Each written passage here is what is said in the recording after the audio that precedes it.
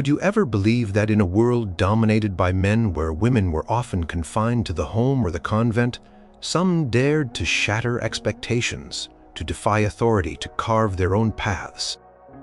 In the medieval period, from roughly the 5th to the 15th century, the walls of monasteries, intended as havens of piety and obedience, sometimes housed the fiercest spirits of rebellion. What happens when a woman sworn to silence and submission chooses instead to speak out, to fight back, to escape? What was the cost of such defiance? And how did these audacious women forever etch their stories into the silent stones of history? Number 11. The Abbess, who wielded a papal bull like a sword. In the year of our Lord 1287, the convent of Santa Maria della Misericordia, nestled in the sun-drenched hills of Tuscany, was thrown into utter chaos. At its heart was Abbess Eleonora, a woman of formidable intellect and even more formidable will.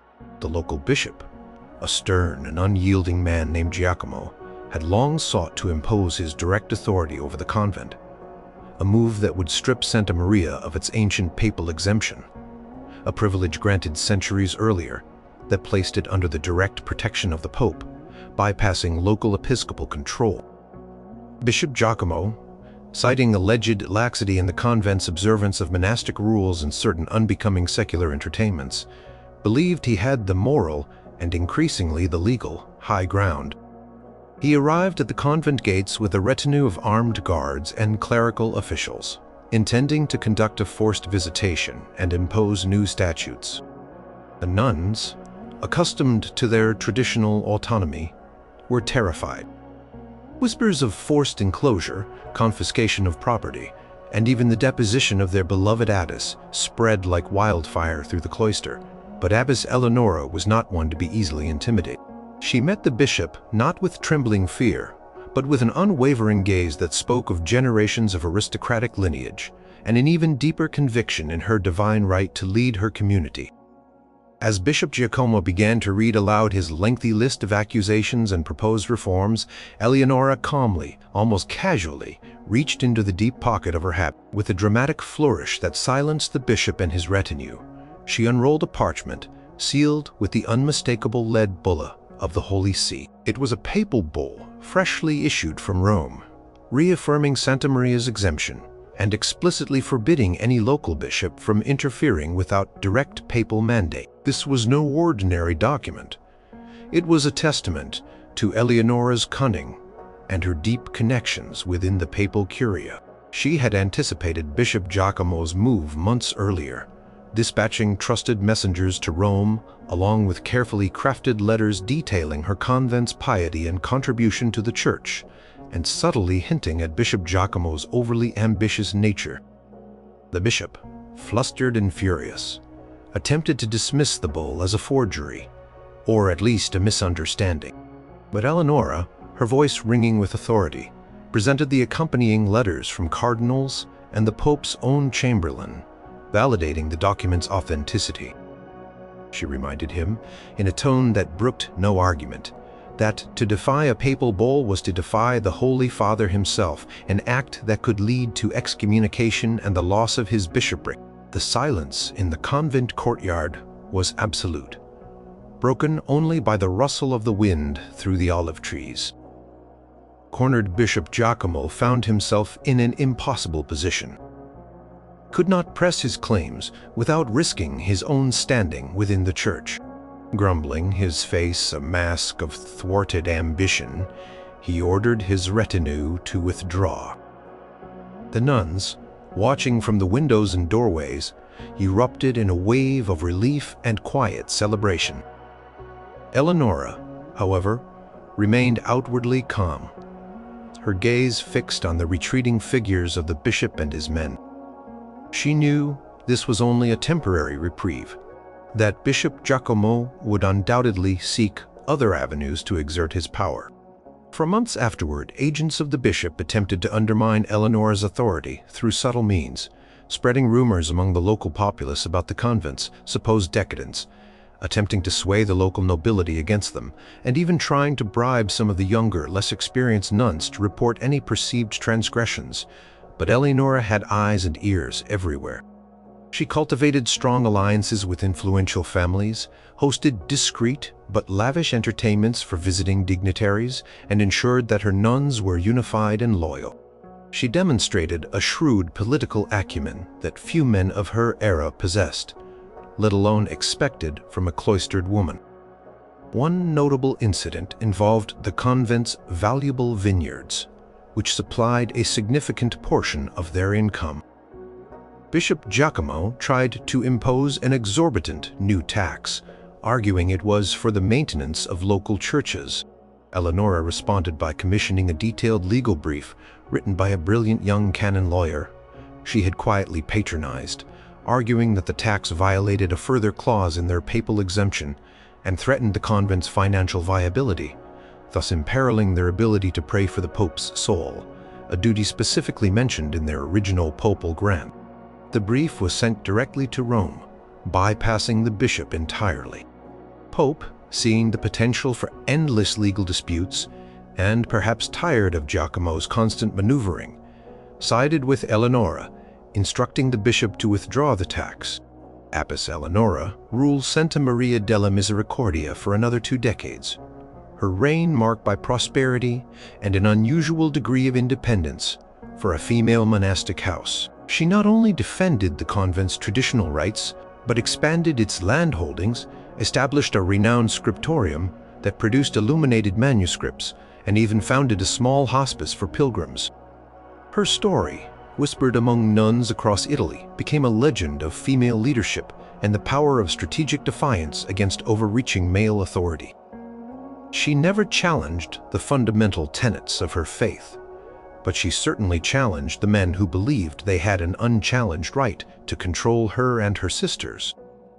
Eleonora proved that even within the restrictive confines of a medieval convent, a determined woman, armed with intelligence and a well-placed papal bull, could carve out an empire of her own. Number 10. The nun who escaped and married a knight. The year was 1143, and the Norman lands of England were still reeling from the civil war known as the Anarchy. Amidst this turbulent backdrop, young Agnes, a nun at the quiet, rather austere convent of St. Mary's in Oxfordshire, made a decision that would forever shatter the peace of her order and send shockwaves through the local diocese.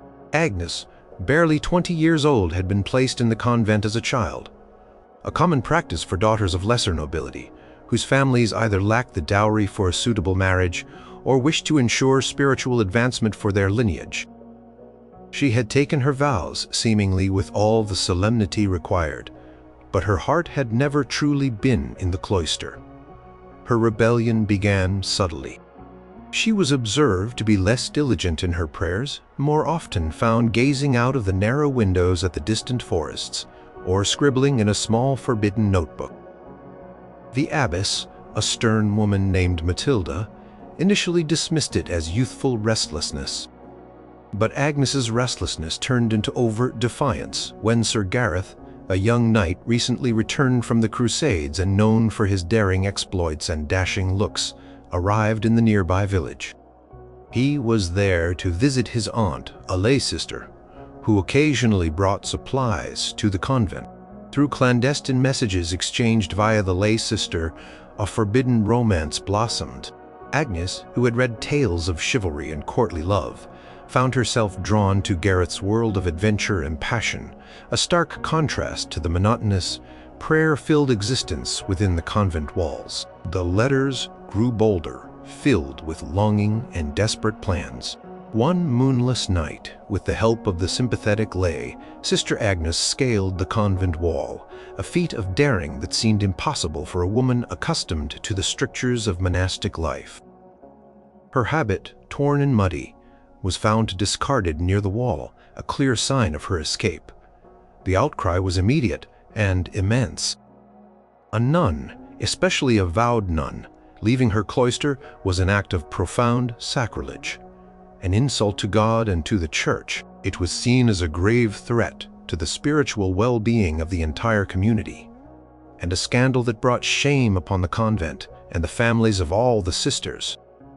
Bishop Henry of Winchester, a powerful prelate with strong ties to King Stephen, was incensed.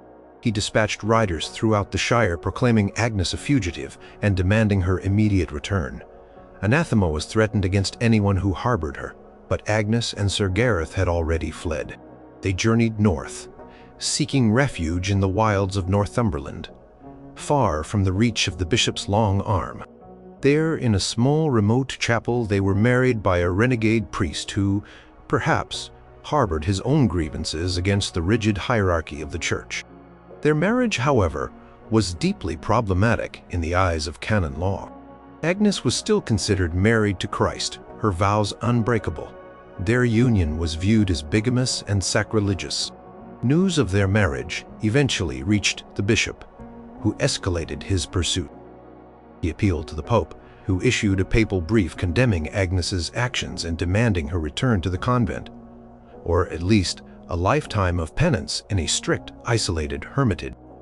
Sir Gareth too was excommunicated, and his lands and titles were threatened with forfeiture. The pressure on the young couple was immense. They faced social ostracism, financial ruin, and the constant threat of capture. Yet Agnes, now Lady Agnes, refused to yield. She bore Gareth 2 children, a son and a daughter, and together they carved out a life for themselves on a remote estate, supported by a few loyal retainers and a small community of defiant peasants who saw their love as a challenge to the oppressive power of the church. Agnes, despite the constant shadow of the church's wrath, never expressed regret for her choice. She believed her vows had been forced upon her, that her heart belonged to a different path than the one prescribed by convention. Her defiance, however, came at a steep price. Her family disowned her, fearing association with such a scandalous figure. Her children, though legitimate in the eyes of their parents, were considered illegitimate by the church and denied certain rights and inheritances. Sir Gareth, despite his unwavering loyalty, lived under constant threat of excommunication and seizure of his property. The couple lived a life of constant vigilance, always ready to flee at a moment's notice. The chronicler, William of Malmesbury, though condemning her actions as a lamentable fall, also noted the uncommon tenacity of Agnes, marveling at how a woman once cloistered could exhibit such defiance against the most powerful institution of her age. Her story, though officially condemned and suppressed, lived on in hushed whispers among women, particularly those who felt trapped by their own societal expectations. Agnes, the nun who married a knight, became a silent symbol of personal liberty, a testament to the powerful, untamed yearning of the human heart. Even when cloistered behind stone walls and bound by sacred vows, her tale concluded not with a triumphant return to favor, but with a life lived on the fringes, defiant to the very end, a stark reminder of the immense cost of following one's own desires in a world that demanded strict obedience. Number 9. The novice who refused to take her final vows. In the year 1354, at the venerable Benedictine Abbey of Sainte Marie in Auvergne, France, a quiet storm was brewing. Eleonora, a novice nun, had spent 7 long years within the abbey walls preparing for her final, irrevocable vows. She was the youngest daughter of a minor noble family, whose fortunes had waned considerably, and her entrance into the convent had been a desperate measure to secure their reputation and her future. Eleonora was known for her intelligence, her gentle demeanor, and her surprising artistic talent, often found illuminating manuscripts with intricate designs. Yet, beneath this seemingly compliant exterior, a deep resistance had taken root. The day for her solemn profession arrived, a day typically marked by joyous hymns and reverent silence. The bishop himself, accompanied by a retinue of priests, presided over the ceremony. Eleonora, dressed in the white novice's veil, was led before the altar, the monastic habit laid out beside her, ready to symbolize her lifelong commitment. As the moment came for her to pronounce her vows of stability, conversion of manners, and obedience, a profound stillness fell over the chapel. The abbess Mother Gisela, a woman of steely piety, prompted her gently. "Do you, Elara, freely and willingly take these sacred vows before God and this holy community?" Collective gasp rippled through the congregation when Elara, her voice clear and unwavering, responded, "No, Reverend Mother, I cannot." The bishop's face, normally serene during such ceremonies, contorted in shock and outrage. Mother Gisela, initially stunned, quickly recovered, her eyes narrowing. "Elara, are you certain of your words? You stand before God?" She pressed, a hint of steel in her voice. "I am certain, Reverend Mother," Elara replied, her gaze steady, though a tremor ran through her hands. "I have prayed and wrestled with my conscience for many months. My heart is not truly given to this life, and to take these vows would be a falsehood before God. I cannot pledge my eternal soul to a path I cannot truly embrace." Chaos erupted. Murmurs filled the chapel. Nuns gasped, some crossing themselves in horror. The bishop, his face now a furious crimson, thundered, "This is an affront to God, to this holy abbey, and to your family. You have enjoyed the hospitality and instruction of this sacred place for years, and now you betray it." Elara simply stood. The bishop, furious at the public humiliation, ordered her removed from the chapel. She was immediately confined to a small, cold cell, stripped of her novice's habit, and left with only coarse peasant clothing. Her family, when informed, reacted with outrage and shame. Her father, fearing social disgrace and divine retribution, disowned her, refusing to take her back into his household. The abbess and bishop, determined to compel her obedience, subjected Elara to intense pressure. She was denied proper meals, allowed only bread and water, and subjected to daily admonitions and threats of eternal damnation. Priests were sent to her cell to argue theology, to remind her of the sanctity of her commitment, and to warn her of the perils of a godless life outside the cloister. They even threatened to brand her as a witch or a heretic, though her defiance stemmed from a crisis of personal faith, not doctrinal rebellion. But Elara remained unyielding. Her refusal was not a rejection of God, but a refusal to live, a lie. She believed that a forced vow was an empty vow, and therefore an insult to the very God she was being pressured to serve. After weeks of her steadfast defiance, the abbey and the bishop faced a dilemma. They could not force her to speak the vows. A coerced vow was invalid. Keeping her confined indefinitely was costly and risked turning her into a martyr. To excommunicate her without a doctrinal heresy was difficult, especially as she continued to express her personal piety, just not within the confines of the monastic life. Finally, after nearly 2 months, a compromise was reluctantly reached, a testament to Elara's stubborn spirit. She would be allowed to leave the abbey, but not without considerable consequences. She would be formally stripped of her novice status, effectively disavowed by the Church as a potential bride of Christ. Her family would be fined a substantial sum for the dishonor she had brought upon them and the Church. She would be given no dowry, no familial support, and no letters of recommendation. She would essentially be cast out, a woman with no status, no means, and no protective network in a harsh, medieval world. Elara walked out of the abbey gates alone, with only the clothes on her back and a small satchel containing her few personal belongings, including her beloved but forbidden sketchbooks. She was an anomaly, a young woman of noble birth, utterly destitute and socially condemned, having chosen this fate rather than utter a lie. She disappeared into the anonymity of the medieval world, taking up work as a domestic servant in a distant town, occasionally selling her intricate illuminated drawings to earn extra coins. Her path was one of immense hardship, a life far removed from the comforts and intellectual pursuits of the abbey. Yet her story, even in its quiet disappearance, served as a powerful, if unofficial, precedent. The public nature of her refusal, the sheer audacity of it, was spoken of in hushed tones in other convents. It was a reminder that not all who wore the veil, or were destined to wear it, did so with an unblemished heart. Ilara, the novice, who refused her final vows, became a ghost story of defiance, a quiet testament to the enduring power of individual will against the immense pressures of medieval society and the absolute authority of the Church. She did not seek to change the world, only to live her own truth, even if it meant sacrificing everything.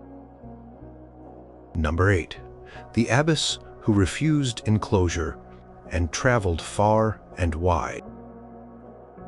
In the early 10th century, a time when monastic enclosure for women was becoming increasingly strict, Abbess Theophanu of Gandersheim Abbey in Saxony dared to defy the burgeoning restrictions.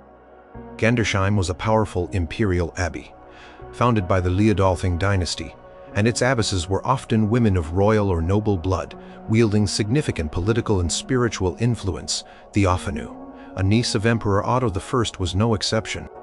She was renowned for her intellect, her patronage of the arts, and her sharp political instincts. During her tenure, the Church began to push for stricter enclosure for women's monasteries, arguing that it protected nuns from worldly temptations and ensured their spiritual purity. Bishops and reformers increasingly viewed female monastic communities that engaged with the secular world as unruly and prone to scandal.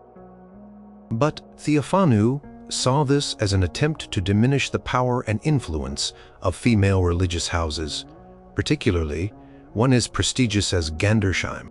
She believed that an abbess should not be confined to her cloister if she was to effectively manage her vast estates, negotiate with princes, and attend to the spiritual needs of her widespread dependencies. Theophanu regularly left the convent. She traveled extensively, attending imperial diets, visiting other monastic houses, and overseeing the far-flung properties of Gandersheim. She journeyed to Rome to secure privileges from the Pope, to Mainz to meet with archbishops, and to various courts to protect her abbey's interests. Such extensive travel was almost unheard of for an abbess at this time, particularly one who was ostensibly sworn to a life of stability and seclusion. Her bold movements drew the ire of several powerful churchmen, most notably Archbishop Williges of Mainz, a staunch advocate for strict monastic reform. Williges accused Theophanu of violating her vows, of living a worldly life, and of bringing disrepute to the monastic order. He demanded that she observe strict enclosure, threatening interdict upon her abbey, and even her personal excommunication. Theophanu, however, refused to back down. She argued, with sophisticated legal reasoning, that Gandersheim's imperial foundation and ancient privileges granted her unique dispensations. She cited precedents of powerful abbesses from previous centuries who had traveled widely for the good of their communities. She maintained that her extensive travels were not for personal pleasure, but were essential for the spiritual and temporal well-being of her abbey, which, she pointed out, served the emperor and the church by managing significant wealth and providing spiritual. Conflict escalated into a long and bitter dispute known as the Gandersheim controversy. Williges, determined to assert his authority, even appealed to the emperor, but Theophanu, with her family connections and her persuasive arguments, managed to hold her ground. She used her personal relationships with powerful nobles and members of the imperial family to lobby on her behalf. She sent envoys to Rome, appealing directly to the Pope, presenting her case as one of preserving the ancient rights of a venerable institution against the overreach of a local bishop. One particularly dramatic instance involved a legal hearing called by the emperor to resolve the dispute. Theophanu arrived not in the humble, enclosed manner expected of a nun, but in a magnificent carriage, accompanied by a sizable retinue of armed guards and noblewomen, asserting her status as a powerful sovereign in her own right. Her presence alone, radiating confidence and authority, challenged the very notion of what an enclosed woman should be. During the proceedings, she presented carefully compiled records of Gandersheim's vast estates, its economic contributions to the empire, and its ancient charters, demonstrating that her direct involvement was necessary for the abbey's prosperity. Despite the intense pressure and the mounting criticism, Theophanu continued her active, external life for decades. She continued to travel, to engage in politics, and to defend her abbey's autonomy. She never formally renounced her vows or abandoned her religious duties. Rather, she redefined what those duties entailed for an abbess of her standing. She ensured that Gandersheim remained a center of learning and influence, a beacon of female power in a male-dominated world. Her defiance was not a rejection of the church, but a fierce assertion of the traditional rights and status of high-ranking female monastic leaders. Theophanu's case became a symbol of the struggle between the church's desire for tighter control over female religious houses and the powerful independent spirit of certain abbesses. Although stricter enclosure eventually became the norm for most convents, Theophanu's long and successful reign at Gandersheim served as a powerful testament to the enduring rebellious spirit of women who refused to be confined, who understood that true leadership sometimes required stepping beyond the boundaries of their prescribed world. She proved that even within the confines of a religious habit, an abbess could be a formidable political force, navigating the world not just within, but far beyond her abbey walls. Number 7. The seamstress nun who practiced forbidden magic. In the bustling Flemish city of Bruges, in the year 1489, a small convent of St. Agatha the Virgin housed a discreet rebellion. Sister Beatrix, a humble seamstress nun known for her exquisite embroidery and quiet demeanor, was secretly dabbling in practices that would have guaranteed her a swift and brutal end at the stake had they been discovered. Beatrix was not engaged in grand theological disputes or political machinations.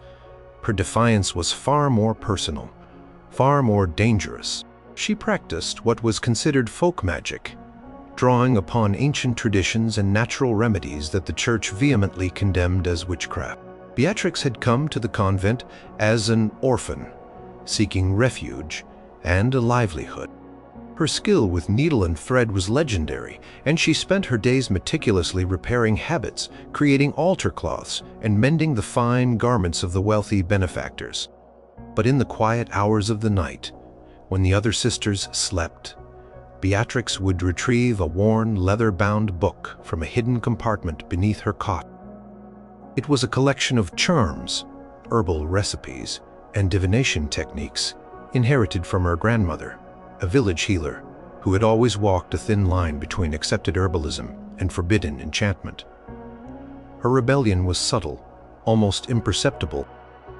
She would add a pinch of a special herb to the common cough syrup, not for healing, but to induce vivid prophetic dreams. She would embroider tiny, invisible symbols onto the hems of the abbess's robes, believing they would subtly influence her decisions. She would whisper ancient incantations over a sister suffering from fever, not seeking divine intercession but invoking forgotten spirits of the earth. These acts were not performed out of malice, but from a genuine desire to help, to exert a small measure of control over a world that often seemed chaotic and cruel, and perhaps to retain a piece of her own pre-monastic identity. Her secret started to unravel when a visiting scholar, a learned canon lawyer, came to the convent to examine some rare manuscripts.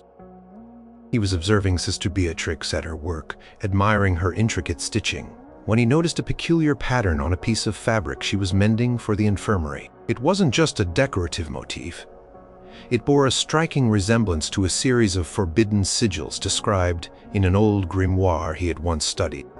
His suspicions aroused, he began to discreetly observe Beatrix. He noticed how she carefully selected certain herbs from the convent garden, not always for medicinal use. He observed her lingering over a specific old, gnarled tree in the orchard, murmuring softly, as if in conversation. He witnessed her meticulously placing pebbles in a certain pattern during the full moon, something quite uncharacteristic for a devout nun. The scholar, knowing the dire consequences of such practices, faced a moral dilemma. To report her meant her certain torture and execution. To ignore it meant complicity in what he viewed as a grave sin against God. He chose to report her, but not to the local inquisitor directly. Instead, he approached the abbess, Mother Isabella, a pragmatic woman who, while devout, understood the complexities of human nature. The scholar presented his evidence cautiously, emphasizing the danger Beatrix posed to herself and the convent's reputation. Mother Isabella, horrified, interrogated Beatrix in secret, far from the prying eyes and ears of the other nuns. Beatrix surprisingly did not deny her practices. She explained that she had learned them from her grandmother, that she only intended to help, and that she believed God's power could manifest in many ways, even through the natural world. She maintained that she harbored no evil intent, that her heart remained pure. This nuanced defense, while not absolving her in the eyes of the Church, complicated the matter. Mother Isabella recognized Beatrix's genuine, albeit misguided, piety. The abbess, with the scholar's reluctant agreement, decided to handle the matter internally and with extreme discretion. The convent could not afford the scandal of a witch trial. Beatrix's forbidden book was confiscated and burned. She was subjected to a rigorous regimen of penance, extended fasts, long hours of solitary prayer, and the humiliating task of cleaning the convent latrines for several months. She was forbidden from touching any herbs or unusual natural objects. Most importantly, her role as seamstress, which allowed her subtle opportunities for her magic, was rescinded, and she was assigned to the physically demanding and monotonous task of scrubbing floors. Sister Beatrix accepted her penance without complaint. She continued her duties with a quiet obedience, her spirit seemingly broken. It is said that sometimes, late at night, a faint, sweet smell of strange herbs would waft from the convent laundry, and a sister suffering from a stubborn ailment would suddenly find themselves miraculously recovering without explanation. Beatrix's public rebellion was quelled, but the quiet, unyielding spirit of her private defiance, her conviction in her own understanding of the world and its hidden forces, remained. She did not escape the walls of the convent, but within its confines, she secretly held onto a forbidden piece of herself, a testament to the enduring human desire for agency and understanding, even if it meant risking the fires of hell. Number 6. The nun who defied the bishop's ban on education. In the mid-14th century, as the Black Death swept across Europe, leaving societal structures in chaos, the Church often responded with increased conservatism, particularly concerning the roles of women. Bishop Gerard of Poitiers, a strict and zealous reformer, decreed in 1349 that the nuns under his jurisdiction were to cease all intellectual pursuits beyond the study of liturgical texts. No more Latin classics, no more philosophy, no more secular literature. The reason, he proclaimed, was to prevent idle curiosity and worldly distractions from leading the sisters astray from their primary duty of prayer and contemplation. He believed education made women dangerously independent thinkers. At the small, struggling convent of Sainte Claire-en-Durance, a woman named Sister Agnes, renowned for her sharp mind and prodigious memory, was particularly affected by this decree. Agnes, originally from a family of impoverished scribes, had found her intellectual haven within the convent walls. She devoured books, copying and illuminating manuscripts with exquisite detail, and even tutored some of the younger sisters in Latin and rhetoric. She believed that knowledge was a pathway to understanding God's creation, not a distraction from it. When the bishop's decree arrived, brought by a stern-faced cleric, Agnes found herself in a moral quandary.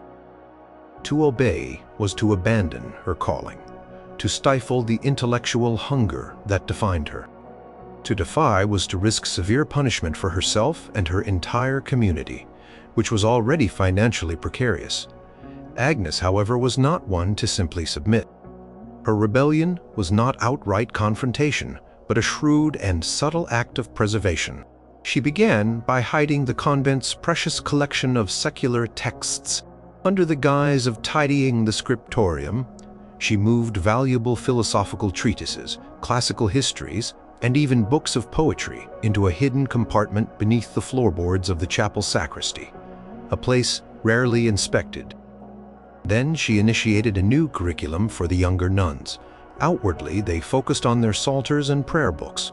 But during their leisure time or under the dim light of night, Agnes would recite passages from memory, Virgil's epic tales, Seneca's Stoic philosophy, even passages from the Greek tragedies which she had learned from a visiting scholar years prior. She presented these not as academic lessons, but as pious tales or moral allegories to edify their souls, always drawing a tenuous link to Christian virtues. Her memory was so vast that she could reconstruct entire works, dictating them in whispers while others copied them down. She also encouraged the younger sisters to practice their Latin by translating biblical verses and liturgical texts. But secretly, she introduced increasingly complex vocabulary and grammatical structures, pushing them beyond the bishop's intended scope. Their pious exercises became sophisticated intellectual training. Convent scribes, under her subtle guidance, would continue to copy banned texts, but they would disguise them with false titles or integrate them into harmless-looking devotional miscellanies. Philosophical dialogue might be bound into a volume of saints' lives or a treatise on natural science tucked discreetly within the pages of a commentary on the Psalms. This covert rebellion continued for years. Bishop Gerard conducted several visitations, often arriving unannounced, scrutinizing the convent's library and testing the nuns' knowledge. But Agnes and her sisters were always one step ahead. They would quickly put away their forbidden scrolls, replacing them with approved religious texts. When questioned, they would recite only passages from Scripture or the writings of the Church Fathers, demonstrating a piety that pleased the bishop even as their minds continued to flourish on a diet of forbidden knowledge. One particularly tense moment occurred when a young novice, new to Agnes's clandestine lessons, accidentally left a copy of Ovid's Metamorphoses hidden within her prayer book. The bishop's accompanying cleric, a meticulous man, discovered it during an inspection. The novice, terrified, burst into tears, stammering explanations. Agnes, however, stepped forward with remarkable composure. She calmly explained that the novice, in her youthful zeal, had been copying the Metamorphoses not for its pagan content, but to improve her Latin, intending to use the skills to copy more sacred texts. She produced a stack of perfectly copied psalters and liturgical hymns as evidence of the novice's diligence and devotion, deftly deflecting the suspicion from the forbidden content to the act of learning itself. The bishop, perhaps more interested in outward conformity than rooting out every intellectual transgression, was satisfied by the display of piety and the promised continued focus on holy texts. The young novice was reprimanded but not severely punished, and Agnes's subtle defiance continued. Agnes's quiet resistance ensured that Saint Claire Endurance remained a bastion of learning, even as other convents under Bishop Gerard's purview saw their intellectual lives wither. She taught her sisters not just what was in books, but how to think critically, how to value knowledge, and how to protect it from those who sought to suppress it. Her defiance was not loud or public, but it was profoundly effective.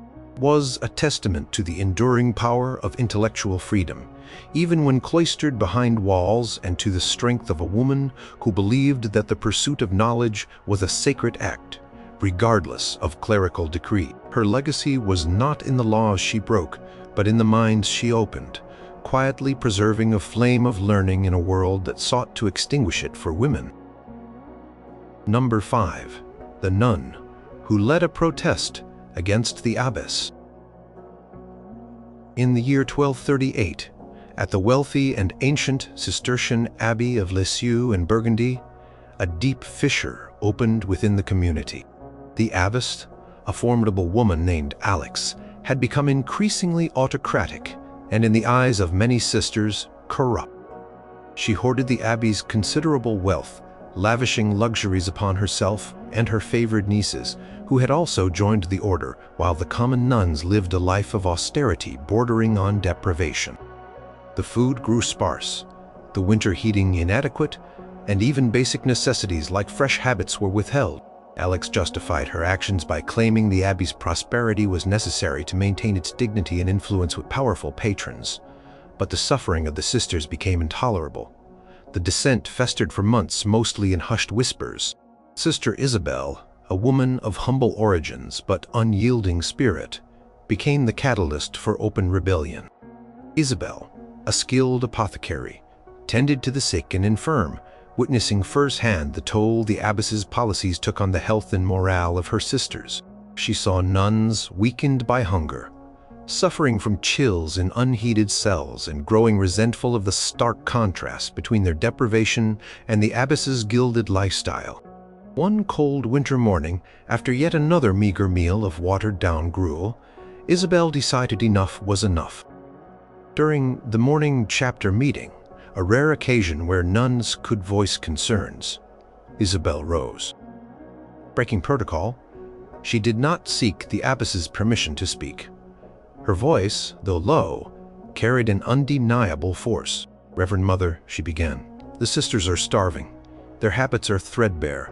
The infirmary lacks even basic medicines, yet the abbey's coffers grow full, and your table groans with delicacies. This is not the path of Christ." A shocked silence descended upon the chapter house. Alex, her face hardening, attempted to silence her.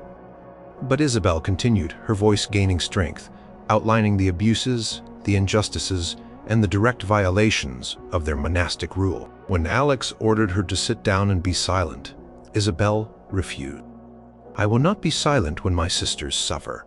I speak for those who fear to speak, for those whose voices have been stolen by hunger and fear." What followed was unprecedented. One by one, other sisters, emboldened by Isabel's courage, began to rise and voice their own complaints. Nuns who had never dared to speak against authority now recounted their hardships, their deprivations, and the abbess's favoritism. The chapter meeting dissolved into a chaotic, spontaneous protest. Alex, red-faced with fury, stormed out, threatening severe retribution. The next day, she ordered Isabel confined to the dungeon and subjected to severe penance, but this time, the sisters did not scatter. Instead, a large group of them, led by a few of Isabel's most loyal supporters, engaged in a collective act of defiance. They refused to attend morning prayers. They refused to perform their assigned duties. They barricaded themselves in the refectory, chanting hymns, refusing to leave until Isabel was released and their grievances addressed. This was a monastic strike, an act of collective insubordination that was almost unheard of in the tightly controlled world of medieval convents. The news of the rebellion at Lisieux spread quickly to the local bishop.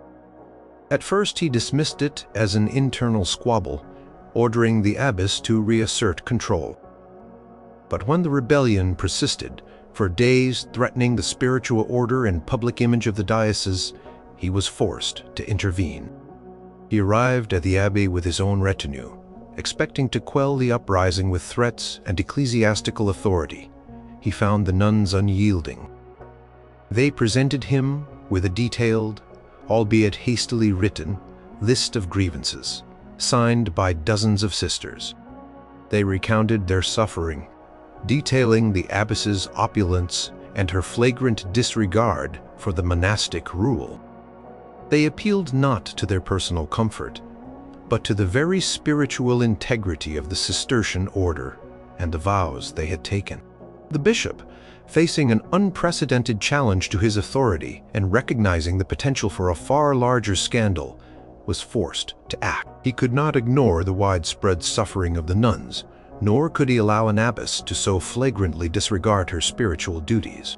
After much deliberation and intense pressure from the defiant sisters, an extraordinary decision was made. Abbess Alex was formally deposed, stripped of her authority and sent to a smaller, more austere convent in a distant province to live out her days in penance. Sister Isabel, though initially punished for her insubordination, was eventually released from her confinement. She was not made abbess. Her leadership of the protest, while effective, was still considered a grave breach of monastic discipline. However, a new, more benevolent abbess was elected, and conditions at Lisieux gradually improved. The nuns were granted more say in the daily affairs of the convent, and the abbey's resources were more equitably distributed. Isabel's active leadership, her courage in speaking truth to power and galvanizing her sisters, became a cautionary tale for autocratic abbesses and an inspiring legend for oppressed nuns. Proved that even within the seemingly unassailable walls of a medieval convent, collective defiance could force change, that the silent power of a united sisterhood could challenge the very foundations of authority. Her protest underscored that rebellion was not always about leaving the cloister, but sometimes about fundamentally transforming it from within. Number 4. The abbess who supported a heretical movement.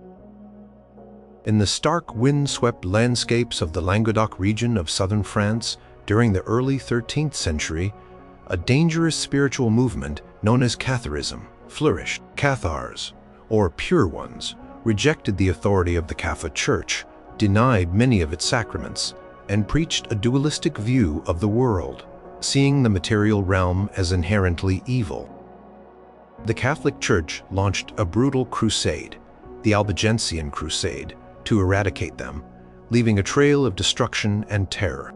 Amidst this fervent persecution, at the small, isolated convent of Sainte-Foy-de-Pyrénées, Abbess Sibylla secretly harbored and actively supported Cathar Perfects, the ascetic leading figures of the Cathar faith.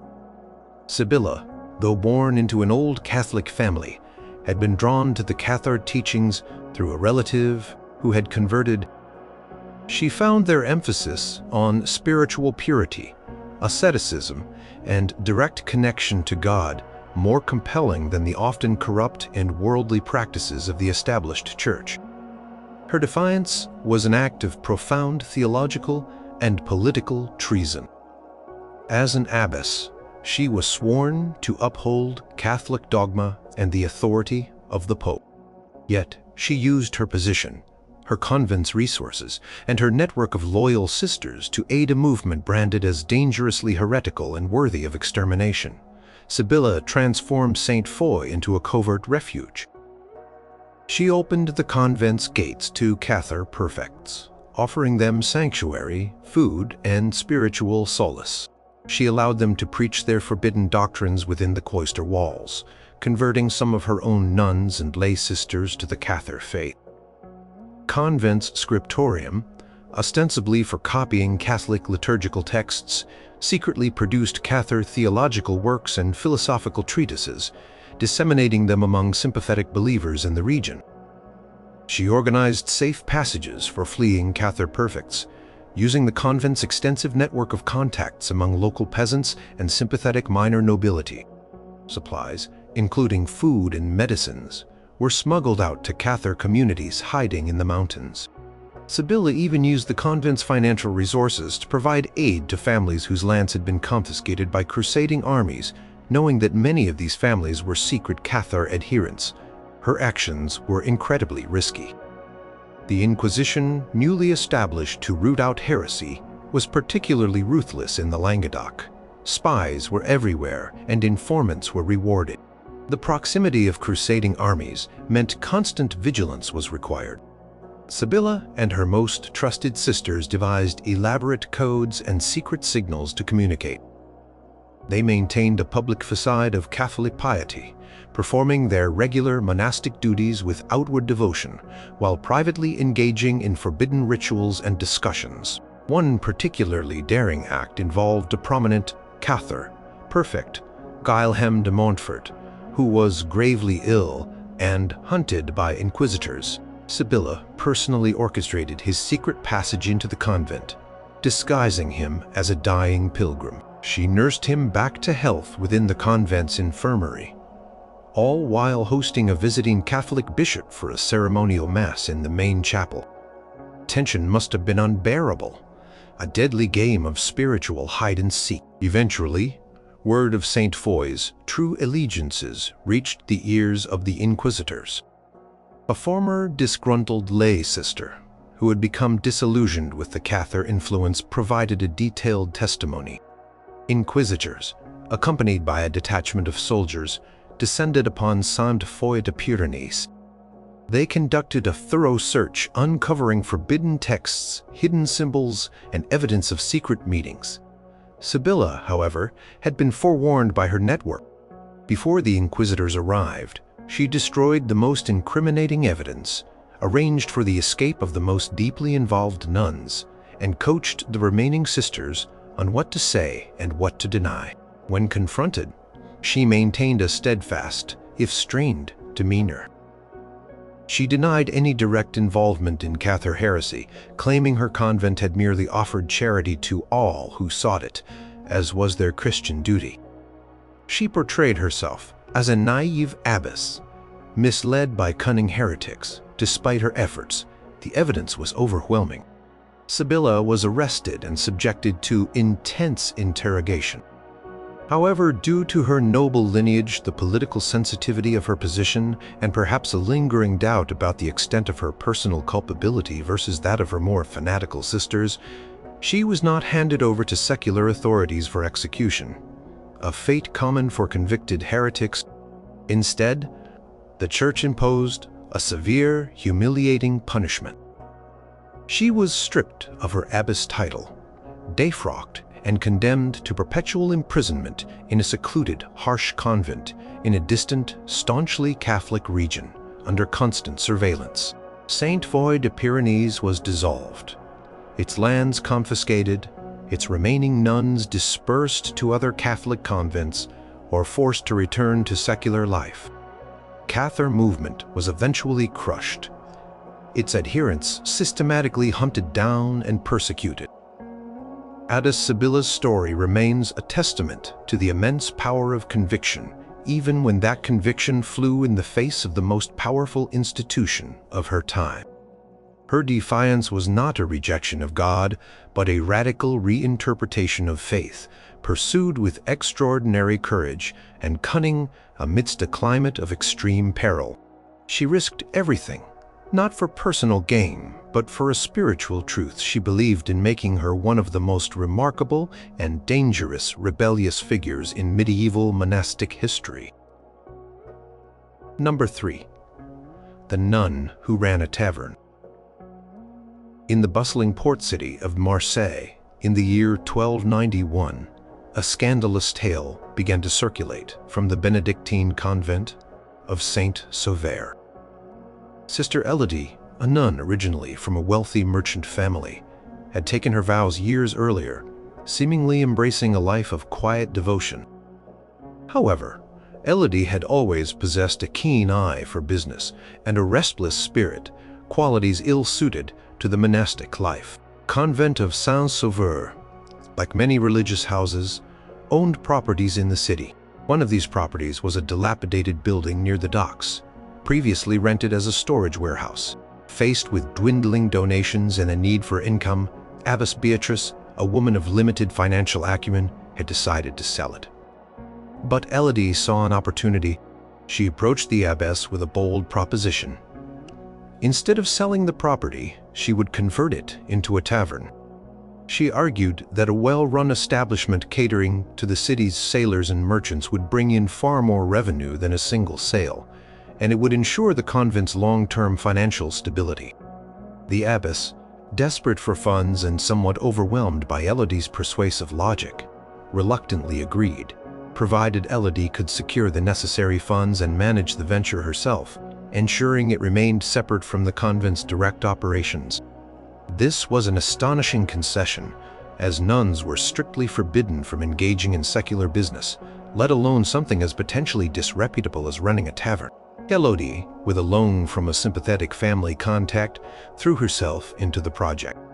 She supervised the renovations, transforming the dusty warehouse into a lively tavern named the Salty Siren. She hired a manager and staff, but she was the true mastermind. Secretly, under the guise of visiting the convent's urban properties, Elodie would slip away to the Salty Siren, often disguised in plain, dark, secular clothes. There she would scrutinize ledgers, negotiate prices with wine merchants, and observe the clientele. The Salty Siren quickly became a popular establishment, known for its strong wine, hearty food, and lively atmosphere. Sailors from distant lands, grizzled merchants, and local laborers frequented its bustling common room.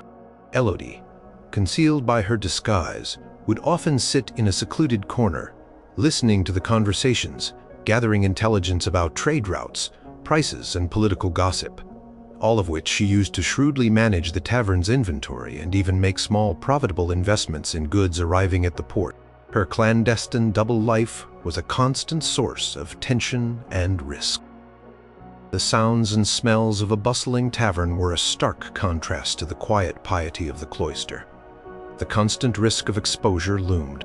Any revelation would not only bring immense scandal upon the convent, but would lead to her severe punishment, likely excommunication, and perpetual imprisonment. The first whispers of scandal began when a drunken sailor, having spent too much time at the Salty Siren, boasted loudly in the marketplace that the nun who runs the Salty Siren makes the best wine in Marseille. This, of course, reached the ears of the local bishop's informers. Initial investigations were dismissed as absurd rumors, but the frequency of the claims eventually forced the bishop's hand. Bishop Antoine of Marseille, a man known for his rigid adherence to monastic discipline, dispatched a trusted investigator to look into the matter. The investigator, a cunning cleric, spent weeks observing the convent's comings and goings and frequenting the Salty Siren. He noticed Elodie's frequent, unscheduled absences and the manager's unusual deference to a mysterious, veiled woman who occasionally visited the tavern. Climax came one evening when the investigator, feigning drunkenness, cornered the tavern manager and with some carefully placed silver, elicited the truth. The manager, terrified, confessed that the true owner and mastermind of the Salty Siren was indeed Sister Elodie of Saint Sauveur. The bishop, absolutely apoplectic, immediately ordered Elodie's arrest and brought her before an ecclesiastical court. The scandal was enormous. A nun, not only breaking her vows of enclosure and poverty, but running a public tavern, a place associated with vice and worldly pursuits, was an outrage to the church and a profound humiliation for her order. Elodie, however, did not repent. She argued with surprising eloquence that her actions, though unconventional, had saved the convent from financial ruin. She presented meticulously kept ledgers showing the tavern's significant profits, which had indeed sustained Saint Sauveur during difficult times. She argued that her commercial acumen was a God-given talent, and that denying its use for the good of her community was the true sin. Her defense was not about personal pleasure or gain, but about the survival of her sisters. The court, though appalled by her blatant defiance of monastic rules, was somewhat swayed by the undeniable evidence of the tavern's financial success and the convent's improved circumstances. The bishop, facing pressure to mitigate the scandal, sought a punitive but less extreme sentence than outright excommunication. Elodie was stripped of her habit, formally expelled from the Benedictine order, and forbidden from ever entering another convent. Her earnings from the Salty Siren, however, were ordered to be transferred to the convent, which continued to profit from her establishment. Elodie, now a secular woman, returned to civilian life. She continued to manage the Salty Siren, expanding it into a successful chain of establishments across Marseille. Her story, though initially a source of scandal, gradually transformed into a legend of autonomy spirit. She became a symbol of a different kind of female power, not through spiritual authority, but through cunning, business acumen, and an unyielding will to defy strictures that sought to confine her talents. She proved that even a nun, ostensibly cloistered and devoted to prayer, could possess the sharp mind of a merchant, a true rebellious spirit in the bustling, profit-driven world of medieval commerce. Number 2. The novice who fought to avoid the veil. In the year 1083, during the height of the Gregorian reform which sought to impose stricter discipline on the clergy and monastic orders, a young woman named Matilda found herself a pawn in a grim familial and political game. Matilda was the daughter of a minor Flemish lord whose family, facing mounting debts and a precarious alliance with a powerful count, sought to appease their overlord by offering their youngest daughter to the church. Matilda, known for her spirited nature and her love of falconry and hunting, was destined for the esteemed Benedictine convent of St. Ursula, a move her family believed would secure divine favor and political stability. Matilda, however, had no desire for a life of quiet contemplation and pious submission. She fiercely resisted the idea of becoming a nun. When the time came for her to be delivered to the convent as a novice, she fled into the surrounding forests, seeking refuge with a band of local outlaws. Her flight sent shock waves through her family and the local nobility. Her father, humiliated and fearing the powerful count's wrath, dispatched armed retainers to find her. For weeks, Matilda eluded capture, using her knowledge of the terrain and her hunting skills to survive. She adopted a boy's clothing, cropped her hair, and lived off the land, moving from one hidden hovel to another. She preferred the wild, untamed freedom of the forests to the structured, confined life of the cloister. Her defiance was not a rejection of faith, but a fierce assertion of personal liberty, a refusal to be forced into a life that was not her choosing. Eventually, weakened by hunger and exposure, she was captured by her father's men. She was brought back, bound and furious, and immediately delivered to the convent of St. Ursula. The abbess, a stern but compassionate woman, tried to reason with her, appealing to her spiritual duties and the honor she would bring to her family. But Matilda remained obstinate, refusing to participate in the novice's duties, refusing to wear the veil, and openly weeping during prayers. She made it clear, through her sullen silence and occasional outbursts, that she was there under duress. Her refusal to cooperate created an enormous problem for the convent. A novice who actively resisted her calling was a source of scandal and a bad influence on the other, more compliant sisters. The abbess, unwilling to use physical coercion given Matilda's noble lineage, resorted to psychological pressure. Matilda was confined to a small, isolated cell, given only meager food, and subjected to endless sermons on the sin of disobedience and the eternal damnation that awaited those who defied God's will.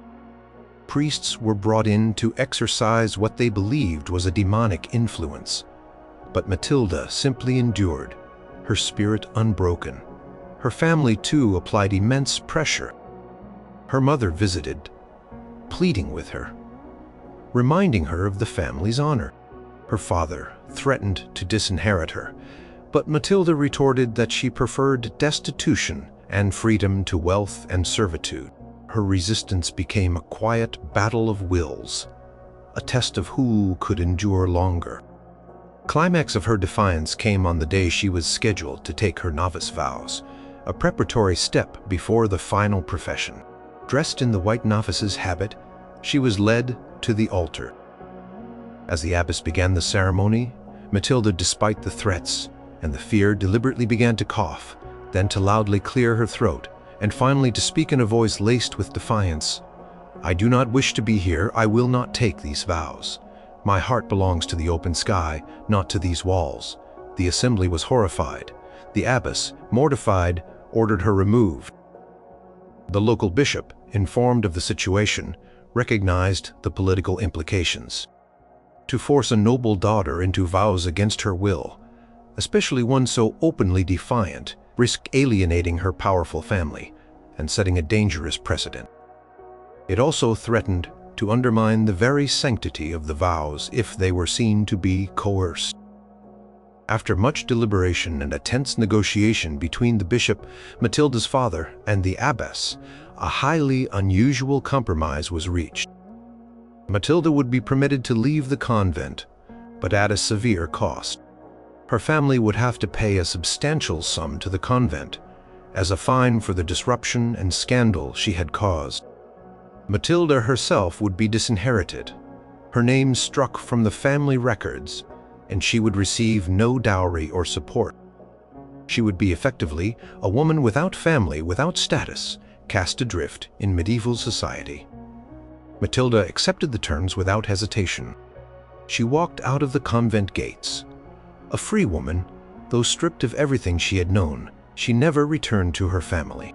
She found work as a lady's companion in a distant noble household, living a life of quiet service, far from the grand adventures she had once envisioned, but also far from the confines she had so fiercely resisted. She never married, never gained significant wealth or power. Yet her story, whispered in hushed tones among aristocratic families and even among novices in other convents, served as a powerful, if unofficial, reminder of the human cost of forced monasticism. Matilda's rebellion was not against God, but against the societal and familial pressures that sought to define her life without her consent. She traded comfort and status for freedom, a profound and rebellious choice in an age where women had so little agency. Her refusal to take the veil, her uncompromising assertion of her own will, even in the face of complete social and familial rejection, became a quiet, enduring symbol of individual resistance against the powerful currents of medieval expectation. Number 1. The nun who denounced her confessor's heresy in public. In the year 1326, in the heart of Paris, at the small but respectable convent of Sainte Geneviève, an extraordinary act of spiritual rebellion unfolded, one that risked eternal damnation and swift earthly retribution. Sister Marguerite, a nun known for her fervent piety and rigorous adherence to orthodox doctrine, grew increasingly disturbed by the teachings of her confessor, Father Etienne.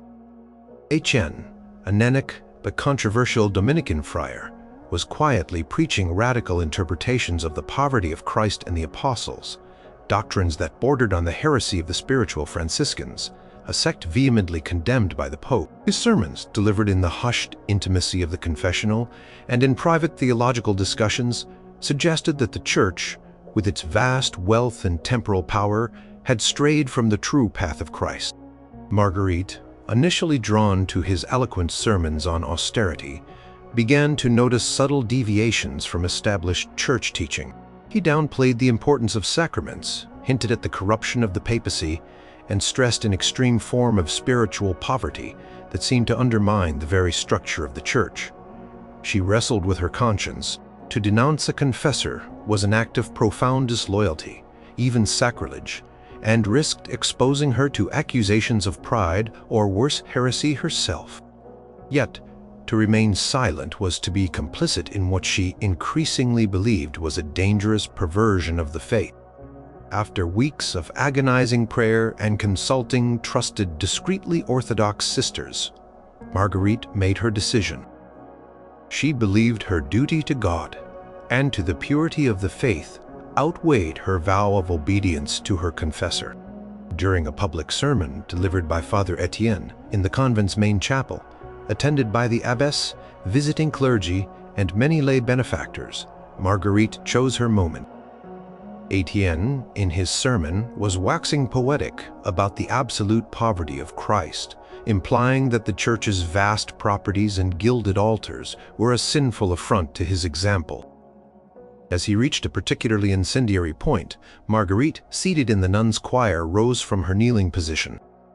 Her voice, usually soft, now resonated with an almost prophetic clarity through the hushed chapel. "Father Etienne," she declared, her voice trembling but firm, "you preach a dangerous falsehood. You speak against the Holy Mother Church, against the authority of His Holiness the Pope. Your words are not of God but of heresy." A stunned silence fell over the chapel. The abbess gasped, her eyes wide with disbelief and horror. Etienne, momentarily flustered, tried to dismiss her to continue his sermon, but Marguerite continued, her voice gaining strength, quoting specific passages from papal bulls and pronouncements that directly contradicted Etienne's teachings. She accused him, directly and unequivocally, of propagating heresy, of undermining the authority of the Church, and of leading souls astray. Chaos erupted. Monks and laymen began to murmur. Some, shocked, crossed themselves. Others, perhaps sympathetic to Etienne's radical views, looked on with a mixture of awe and apprehension. Etienne, his face now pale with fury, denounced Marguerite as a madwoman, a disruptive influence, and demanded her immediate removal. The abbess, caught between loyalty to her confessor and the profound scandal Marguerite had created, ordered Marguerite to be seized. Marguerite did not resist. She allowed herself to be led away, her head held high, her eyes fixed on the altar, a quiet conviction etched upon her face. The immediate aftermath was dire for Marguerite. She was confined to the convent's darkest cell, denied food and warmth, and subjected to relentless interrogation by the abbess and visiting friars. She was accused of insubordination, public scandal, and even of being possessed by a demon. Her accusations against Father Etienne were dismissed as the ravings of a disturbed mind. However, Marguerite's public denunciation could not be entirely ignored. The scandal had been too public, the accusations too specific. Whispers of the mad nun and her heretical confessor reached the ears of the Parisian ecclesiastical authorities, including the local inquisitor. While Etienne's supporters tried to suppress the matter, the inquisitor, ever vigilant for heresy, launched his own discreet investigation. It was found that Father Etienne had indeed been under scrutiny for his unorthodox teachings. Marguerite's public outburst, though scandalous inadvertently, provided the critical public testimony that the inquisitor needed to act decisively. With additional evidence gathered from other sources, Father Etienne was arrested, his teachings formally condemned as heretical, and he was eventually imprisoned for life. Marguerite, though exonerated in her accusation, faced an entirely different fate. The Church, while benefiting from her exposure of Etienne, could not allow a nun who had publicly defied her confessor and caused such a scandalous scene to go unpunished for her methods. She was not burned at the stake, nor was she excommunicated. Instead, she was deemed too disruptive, too outspoken, and too unpredictable for communal monastic life. She was transferred to a remote, extraordinarily strict and isolated convent in a desolate region, forbidden from speaking with visitors and ordered to live a life of perpetual silence and penance. Her name was quietly erased from the records of Saint Genevieve. Sister Marguerite's rebellion was a profound act of spiritual courage. She did not seek personal gain, nor did she challenge the Church's authority in general. Instead, she challenged what she perceived as corruption and doctrinal impurity from within, using her voice to denounce what she believed was a sin against God.